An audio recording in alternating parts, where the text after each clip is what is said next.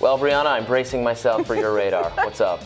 Well, Robbie, some people are asking whether Joe Biden has lived up to his Trump-appointed nickname, Lion Biden, once again, now that his plan to cancel $10,000 of student debt for nearly 44 million Americans was enjoined by the courts.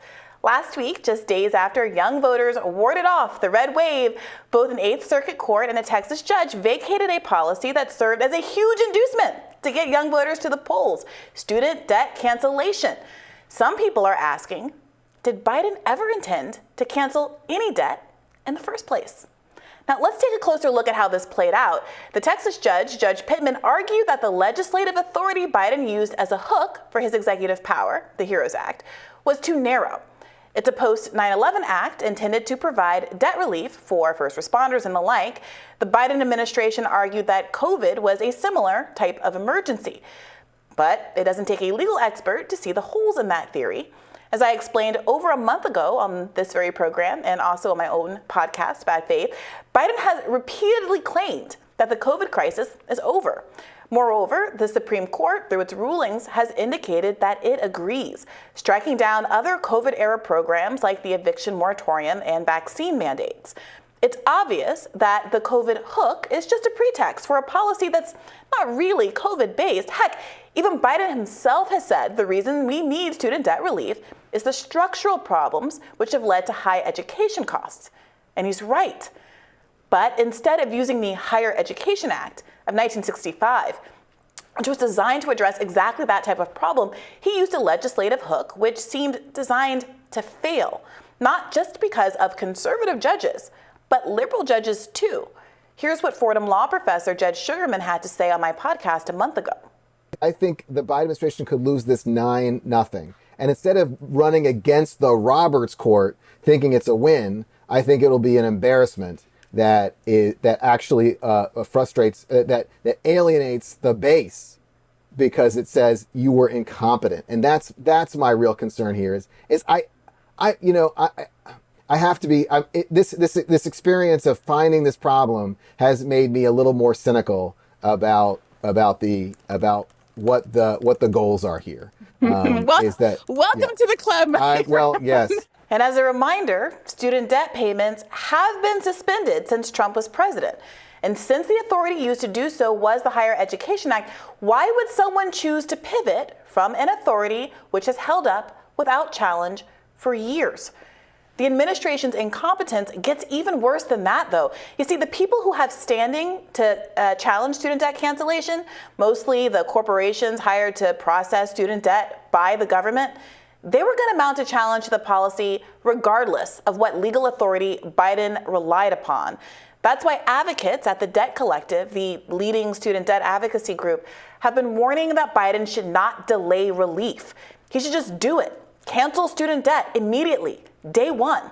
Remember, the debt is federally held. Just like I could say, hey, don't worry about paying me back if I bought you lunch. Biden can simply forgive it. And once canceled, the debt would be exceedingly difficult to reassign.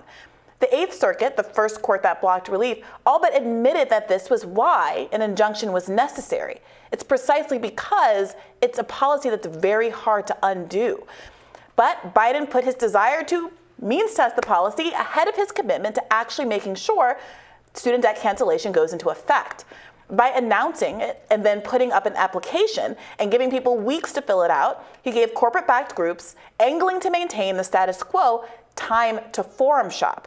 That is, to find a friendly judge and get an injunction. Instead of taxing any unfair windfalls back from the rich, no one now is going to get relief. And maybe, just maybe, this is what Biden wanted all along. Remember, Joe Biden was colloquially known as the senator from MBNA, a major bank since acquired by Bank of America, which, like many corporations, is headquartered in Delaware, where Biden was a senator for 36 years. Delaware's corporate-friendly laws attracted corporations, and those corporations elected politicians who served their interests. It's no accident that Joe Biden is why students, unlike most other debtors, find it next to impossible to discharge their loans in bankruptcy. Biden had to be dragged kicking and screaming to $10,000 in debt cancellation, and his since forgotten promise to cancel all debt for graduates of historically black colleges and universities now looks like a last-ditch bid to turn out much-needed black voters in the 2020 Georgia runoff. But like his promise to send out $2,000 checks and to fight for a $15 minimum wage, his commitment to full HBCU cancellation is never brought up by the Democratic Party acolytes who claim to care so much about black voters. And his $10,000 of student debt, the victory that he announced, was about as short-lived as Dr. Oz's Pennsylvania residency. Now, when I first raised the possibility that Biden's student debt plan was a bait and switch over a month ago, I was tentative. I hoped for the best, but feared for the worst. But when Thursday's court decision came down, just days after the youth vote was shown to be the levee that stopped the red wave, it was difficult not to draw certain conclusions. Now, I can't prove anything, but a pattern is certainly emerging. Democrats authorized Cori Bush's protest on the steps of Congress and then acquiesced to her demand to continue the eviction moratorium. The left celebrated, but the next day, the Supreme Court found it unconstitutional. Would Democrats have agreed to the extension had they known that the victory would be so short-lived? Had they not known, rather, that it would be so short-lived? I don't know, truly. Similar questions are now mounting around student debt cancellation, but this situation differs from the eviction moratorium because the decision isn't yet final. Joe Biden may prove his motives one way or the other. Still to come, will he cancel student debt or not? As a lawyer for the debt collective, Sparky Abraham tweeted last week, if POTUS had just canceled student debt and announced it after the fact, courts wouldn't have been able to stop it. He can still do that. He can still do that. If he doesn't, it will be difficult for him to argue that he made a good faith effort to follow through on his campaign promises. I'm not asking anyone to take my theory here on faith, but it is important that Biden be pressured to do what he can do to save this program. And liberal apologists, I gotta tell you, you aren't helping. Blue check Georgetown professor Don Moynihan jumped at the opportunity to defend Biden, but not with an actual argument. Instead, he pretended that there was some inconsistency between my claim that it's within Biden's executive power to cancel student debt and my argument that he chose bad legal authority as a hook for said executive power, perhaps intentionally. Don's reasoning skills aren't making the best case for the value of higher education, I'm afraid.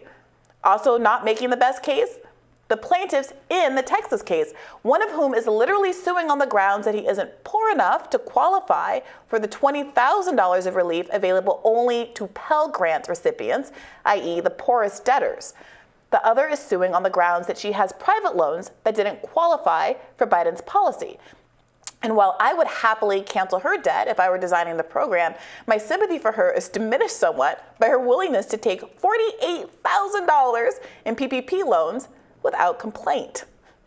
It takes a liberal to enthusiastically and uncritically side with these characters and the senator from MBNA against millions of eligible student debtors, 90% of whom make less than $75,000 a year. Social workers, teachers, truckers, nurses, your kids, your grandparents, and your spouses. But here we are, liberals leading other liberals to the slaughter, insisting that Biden is just a stand-up, ice cream-loving guy doing his best. The truth is that there are only two options here: that Joe Biden intentionally designed this policy in a way that made it highly unlikely that any student debt would be canceled, or that his administration is filled with incompetence. And I gotta say, neither bodes well for the future of the nation. Well, I sincerely hope this program fails. I'm not sure. I mean, this is interesting. I'm not sure that I do think Biden set it up to fail on purpose. Why is that? It seems too Machiavellian for him. Well, what explanation is there? Because there were warnings about this, right? Jed Sugarman, the law professor that I interviewed on my show, he didn't just pop up on a little indie podcast. He wrote an article in the Atlantic. He first was engaging in a different article with Larry Tribe, Harvard law professor, and then ended up getting his own spin-off article in the Atlantic, elaborating on why he had concerns about how Biden's maybe Biden can't designed. get out of it's a pandemic, I can do whatever I want mindset. Like that's his preferred rationalization for things because that's how he's governed for the last... Well, that would be incompetence. Yeah. So that's the other option. No, that's what I think it is. But the reality of the situation is they had been warned for a long time. The advocates over at the Debt Collective, who have been really championing this policy since long before Biden won the primary, have been very clear about what the strategic avenues are that would best lead to success. And there is a reason why they have been saying he should cancel student debt day one. At their rallies, they have a giant pen that's like the size of a man, and they hoist it around, and they say he can do it with a stroke of a pen. He should do it day one. And part of this is part of the reason that Biden has literally given challengers the opportunity to make these bad faith arguments. You don't have to support student debt to appreciate that it's a ridiculous argument to say, I make too much money to qualify for the program, and therefore it is unfair to me. And other legal experts have gotten more into the weeds about how some of the actual legal findings in the Eighth Circuit case in particular are just bad law. But that's for lawyers to work out. In the meantime, the student loan moratorium was supposed to end at the end of the year. It's unclear what's going to happen. The Biden administration has made noises about extending it, but even that can't be indefinite because that is a COVID-era program as well. And unfortunately, I think a lot of Democratic voters got duped. And they went to the polls thinking that Biden did something good for them. Young voters in particular thought that Biden did something good for them. And now there's a cover-up in place to try to make it seem like Biden was a good faith actor and couldn't have predicted any of this. And I think that's not right. And voters should know what they're going into if they're going to vote for Democrats. Sure. I think if it makes it to the Supreme Court, which it might, I think under any legal justification, the Supreme Court is likely to find that this doesn't hold up. Yeah. And then Democrats and Biden will blame the Supreme Court and say you need to elect I more, think that's or you right. need to elect Democrats in perpetuity until we can like replace the Supreme Court with Democrats, something yeah. that's going to take 50 years. Yeah, and in Joe Biden's parlance, I just happen to think that that's malarkey, and Democrats need to wake up. All right, more Rising after this. Stay with us.